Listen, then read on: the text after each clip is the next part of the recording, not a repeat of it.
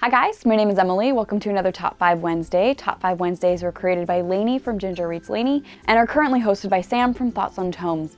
Links to everything will be in the description box down below. Today is June 7th and today I'm talking about books that fit my Hogwarts house. So if you've been watching this channel for a while, I don't identify with any particular house. I take the test, and every time I test differently, and I'm okay with that. For this Top 5 Wednesday, I've decided to focus on Hufflepuff because that, I think, is the house that we should all aspire to be. Hufflepuff is the most inclusive among the four houses, valuing hard work, dedication, patience, loyalty, and fair play rather than a particular aptitude in its members. So I have picked a stack of books that fit the 5 sort of traits listed here that describe a Hufflepuff. Let's start with hard work. House of Leaves by Markza Danielewski is a book that was hard for me to read. I do not like footnotes. I just find it really disjointing to have the extra information that you have to go to in the footnote and to break your reading to do that. And so this book is almost entirely footnotes. Like, I get what the book is doing. I will link my review down below for this. It is very, very clever in terms of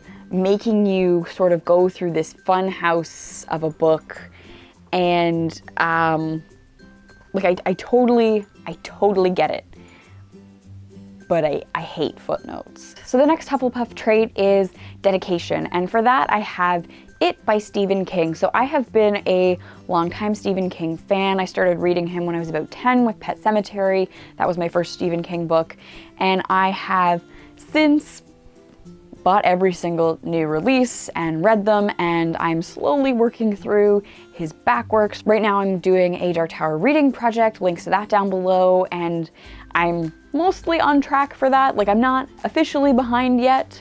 I'm behind in releasing the videos, but I'm not officially behind in reading, and so I'm dedicated to reading these works, which often tend to be chunky. King's works are big. I'm dedicated to reading through King's works because I like seeing the similar themes come up, and of course there's sort of those Easter eggs that he hides. If you've read enough of his books, you can see characters overlap and places overlap, and it's an interesting reading experience, and I'm very happy to be dedicated to his body of works at this point. So the next Hufflepuff trait is patience. And a book that took a lot of patience but was definitely worth it is Gender Trouble by Judith Butler. So this is a book that I have read twice. I read parts of it in my undergrad for a gender studies class, and then for my master's thesis, I read it again. Judith Butler is not the most accessible with her writing. These are incredible ideas, especially at the time.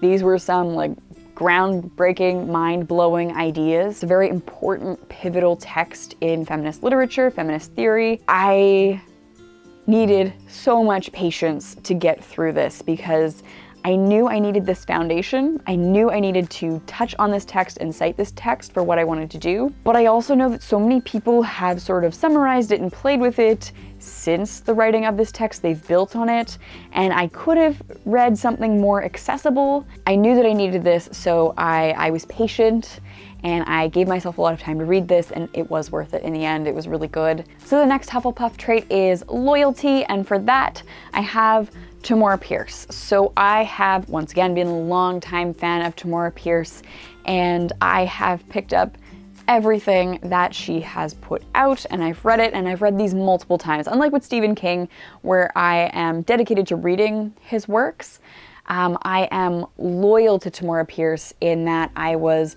part of her fandoms at some point, the online fan fiction community, fan art, all of that. I've read these books so many times that my original copies are just falling apart, and I'm slowly replacing them because they're losing their pages. I love these to pieces. Reading them again as an adult, they're not perfect. I can recognize that fully, but I still cite Tamora Pierce as one of my favorite authors, and I'm so excited. She has a book coming out. It's not fiction.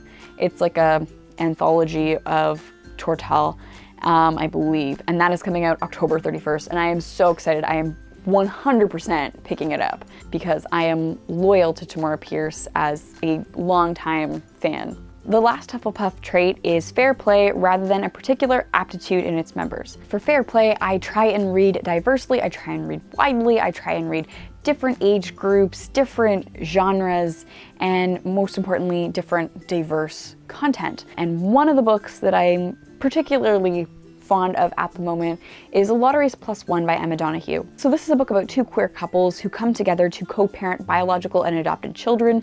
They have won the lottery, and so they homeschool their children. They teach the children in sort of unconventional ways.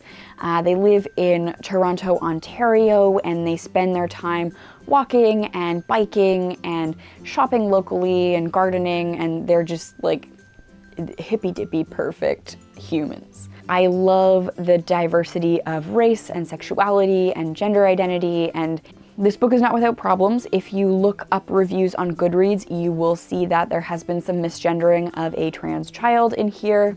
I do have a review for this, not edited, like basically everything at this point, where I talk about this book and I talk about that issue. I don't think that you can completely discredit what this book does for young readers. So this is targeted at 9 to 12-year-olds. There are so many different facets of identity covered in here, and just existing in a normal, familial, non-nuclear, traditional family, and I think it's important to see that represented. These are the books that I think represent the 5 sort of main characteristics of a Hufflepuff. So I think out of all of the houses, I would strive to be a Hufflepuff. These are books that I think are very Hufflepuff. Let me know in the comments down below, what Hogwarts house are you in? Are you in the same boat as me? Do you identify with one house in particular, or sort of all the houses? Thank you so much for watching, and I will see you soon. Bye.